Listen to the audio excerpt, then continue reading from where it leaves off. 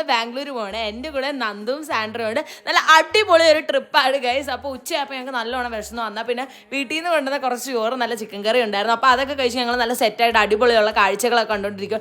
എൻ്റെ പൊന്ന് ഗൈസ്, ബാംഗ്ലൂർ പോകുമ്പോൾ ഉള്ള ഈ കാഴ്ചയൊക്കെ അതെനിക്ക് പറയാതിരിക്കാൻ വയ്യ. പിന്നെ ബാംഗ്ലൂർ പോകുമ്പോൾ നമ്മുടെ മനസ്സിൽ ഭയങ്കര സന്തോഷമല്ല. ഞങ്ങൾ പിന്നെ ഒസൂർ ഇറങ്ങി അവിടുത്തെ തമിഴ്നാട്ടിലെ ഒരു ബസ്സും കയറി പിന്നെ ദേ ഇലക്ട്രോണിക് സിറ്റിയിലേക്ക് ഒറ്റ വീട്ടിൽ വിട്ടു ഗൈസ്. അപ്പോഴത്തേക്ക് നന്ദു ആണെങ്കിൽ അവിടെ ഇരുന്ന് ഫോണും തൊട്ടി.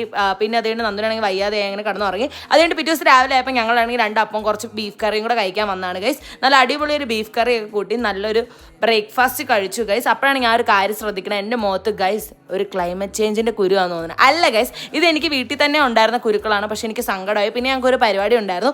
അങ്ങനെ ഞങ്ങൾ മെട്രോ വിളിച്ചതേ ബെൻസിനെ കാണാൻ പോയി. ബെൻസിനാണെങ്കിൽ ഒരു ബിരിയാണി വാങ്ങിച്ചു തന്നു. പിന്നെ അവർക്ക് എല്ലാവർക്കും ടാറ്റാ ബൈ ബൈ കൊടുത്ത് പിന്നെ ഞങ്ങൾ പിന്നെയും വീട്ടിലേക്ക് യാത്രയായി. വീട്ടിലേക്കെന്ന് പറയുമ്പോൾ നമ്മുടെ സാൻഡ്രയുടെ വീട്ടിലേക്ക്, ഇലക്ട്രോണിക് സിറ്റിയിലേക്ക് ഗൈസ്. Bye bye.